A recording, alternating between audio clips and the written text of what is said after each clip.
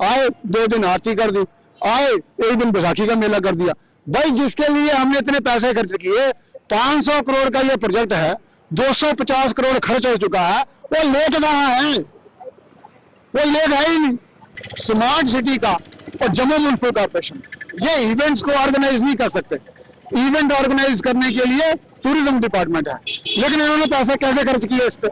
जबकि इनके लिए फंक्शंस को ऑर्गेनाइज करने का पैसा होता है, लेकिन वो होता है नेशनल प्रोग्राम्स के लिए, जैसे 26 जनवरी होती है और आपका ये 15 अगस्त होता है, कॉन्स्टिट्यूशन डे है, उसके लिए, ना कि बैसाखी के प्रोग्राम के लिए। ये टूरिज्म का काम है, ये तो इवेंट मैनेजमेंट होगी। जितने यहाँ फंक्शन होते हैं उसमें कॉर्पोरेशन नजारत रहती है। जिन लोगों ने यहाँ काम किया, जी जान से मेहनत की, उनको बुलाया नहीं जाता। और अधिकारी अपने लोगों को ही खुश करने के लिए, हर अथॉरिटी को खुश करने के लिए उनको चीफ गेस्ट बना लेते हैं, उनको एक गेस्ट ऑफ ऑनर, और जो हमारे इलेक्टेड रिप्रेजेंटेटिव हैं उनको सेरेमोनियल तरीके से बुलाया जाता है।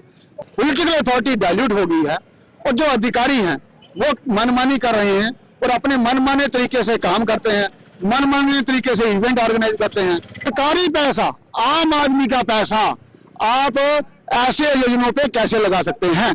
और जहां जो इवेंट करते हैं ये सिर्फ सिंपलाइजेशन है। पूर्व मेयर और पूर्व पार्षद इकट्ठे हुए हैं और देखिए जो 26 अगस्त 2025 को सुरपुत्री तवी नदी ने रौद्र रूप धारण किया था, बहुत सारे लोगों के आशियाने तबाह हुए थे, लेकिन मुआवजा जो है वो अभी तक नहीं दिया गया। सूर्यपुत्री तवी नदी में बनी हुई आर्टिफिशियल लेक को लेकर भी बहुत सारी बातें जो है पूर्व मेयर राजेंद्र ने की है। मुझे बताइए, आज सब लोग इकट्ठा हुए हैं, कारण क्या है?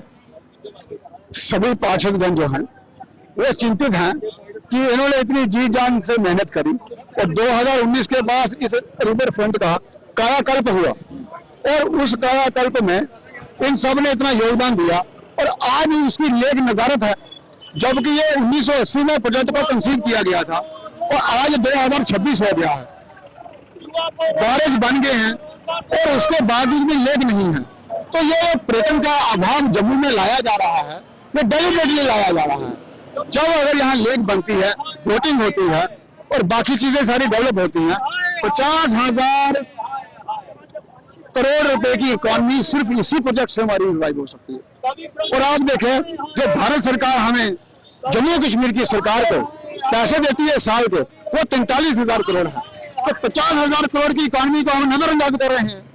तो माननीय मुख्यमंत्री साहब ये कहते हैं कि मुझे युवाओं को रोजगार देना है, ये इतना बड़ा साधन हमारे पास पड़ा हुआ है, लेकिन हम गहरी नींद में सोए हुए हैं और इतना बड़ा स्रोत हमारे पास पड़ा हुआ है, हम उसकी तरफ नजर ही नहीं कर रहे।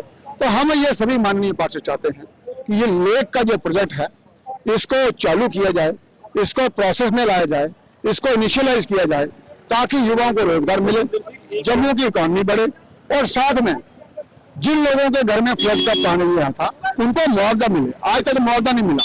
दूसरा, जितने यहाँ फंक्शन होते हैं उसमें कॉर्पोरेशन नजारत रहती है। जिन लोगों ने यहाँ काम किया, जी जान से मेहनत की, उनको बुलाया नहीं जाता।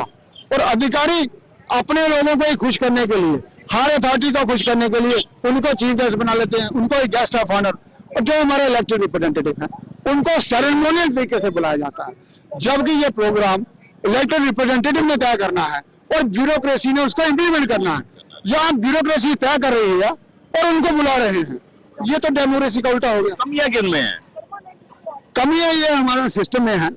और जैसे हम ये आवाज उठा रहे हैं तो हम सभी पार्षद चाहते हैं सबको इन्वॉल्व करते हुए हमें आगे बढ़ना है, ताकि एक वाइब्रेंट डेमोक्रेसी बने और लोगों को रोजगार मिले और जो पॉलिटिकल अथॉरिटी है वो मेंटेन रहे। पॉलिटिकल अथॉरिटी डाइल्यूट हो गई है और जो अधिकारी हैं वो मनमानी कर रहे हैं और अपने मनमाने तरीके से काम करते हैं, मनमाने तरीके से इवेंट ऑर्गेनाइज करते हैं। स्मार्ट सिटी का और जम्मू म्युनिसिपल कॉर्पोरेशन ये इवेंट्स को ऑर्गेनाइज नहीं कर सकते। इवेंट ऑर्गेनाइज करने के लिए टूरिज्म डिपार्टमेंट है, लेकिन इन्होंने पैसे कैसे खर्च किए इस पे? जबकि इनके लिए फंक्शंस को ऑर्गेनाइज करने का पैसा होता है, लेकिन वो होता है नेशनल प्रोग्राम्स के लिए, जैसे 26 जनवरी होती है और आपका ये 15 अगस्त होता है, कॉन्स्टिट्यूशन डे है, उसके लिए, ना कि बैसाखी के प्रोग्राम के लिए।